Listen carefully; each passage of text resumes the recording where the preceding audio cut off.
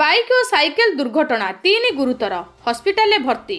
सुवर्णपुर जिला डुंगुरीपाली थाना एफसीआई निकट में बाइक और साइकेल दुर्घटना 3 गुरुतर हॉस्पिटल भर्ती। एथिरे गुरुतर व्यक्ति हेले डुंगुरीपाली घासी प्रधान और अन्यटी बलांगीर जिला सईतलार कान्हा कुमार सावत एवं बलांगीर दिलीप मिश्र बोली जनापड़ी।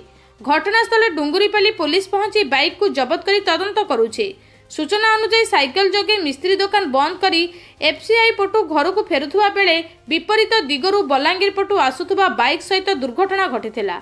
स्थानीय लोके 3 जन को आंबुलांस जोगे डुंगुरीपाली गोष्ठी स्वास्थ्य केन्द्र में भर्ती करिसेंती। तन्मध्यरु बलांगीर दिलीप मिश्र अवस्था अति गुरुतर हेबारु बुल्लार बड़ मेडिकल को स्थानांतरित करा जायछि।